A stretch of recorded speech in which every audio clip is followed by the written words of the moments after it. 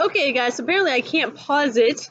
So we're going to just finish this up in the Cold War, Chapter 27, Lecture Number 1 series.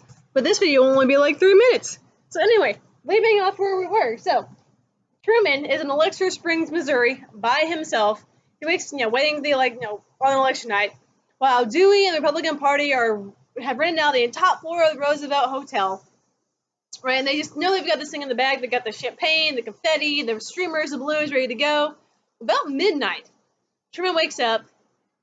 Curiosity gets the best of him. He can't stand it. So he's going to go turn on the radio. Don't forget, we don't have TV functional for the country yet.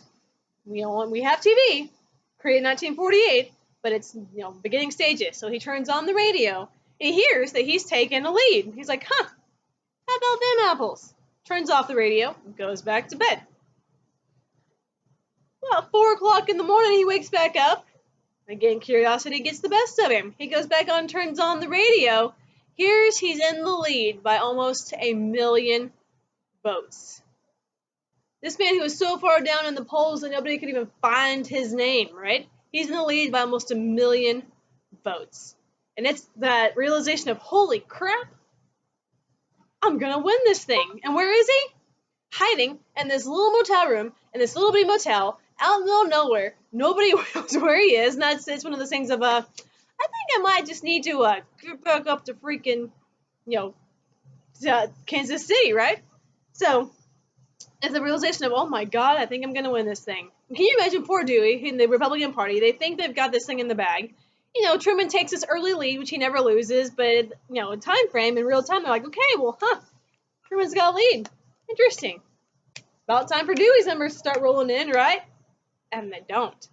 The more Truman takes a lead, the more he continues to stay on top. It's one of those, any day now, anytime now, where are Dewey's numbers? This is kind of weird. This never happens. When push came to shove, people elected the right person, and Harry Truman will come out on top. Nobody saw it coming. Greatest presidential upset in history. When Truman defeats Dewey. But here's the kicker. So about 10 in the morning, this thing is over. Truman has won.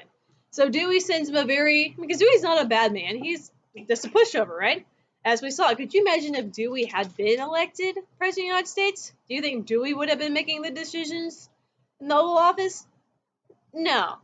Those big names in the Republican Party would have been the puppet masters, right? They would have been pulling the strings, and Dewey would have just been, serving out their orders. He was just not that type of man to be president.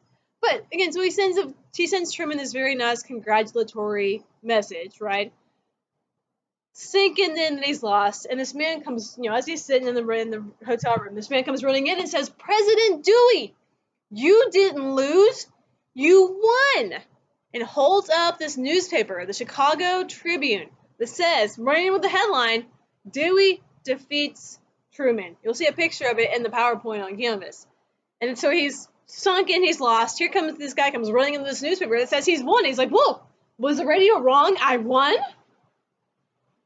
No, he lost. My God, so bless his heart, right? So you lost. You won. No, you lost. The Chicago Tribune, they couldn't wait to run with their headline. It had gone on for so long. The election results were coming in, and it was going on for so long that they couldn't wait for the final numbers to come in to run their newspapers for the next day. And everyone was so convinced that Dewey was going to defeat Truman, they went ahead and ran with the headline, even though the exact opposite happened. So you'll see this picture in my PowerPoint of a man holding up this newspaper with a big grin on his face that says, Dewey defeats Truman. But the man holding up the newspaper is not Dewey. It's Truman holding up this headline with a smile on his face like, how do you like me now, right? You thought this was going to happen, suckers? Guess what? And Truman will win the presidential election of 1948 and continue us in the Cold War. But that was where my PowerPoint was going to stop. I didn't realize I couldn't, my lecture was going to stop. I didn't realize I couldn't pause my video. So there are two there. You had the major part of this, part 1 of the Cold War, and then this little 5-minute blip. And then my next PowerPoint will be the second half of the Cold War. But y'all enjoy the rest of your day. I will be back. Ta-ta for now.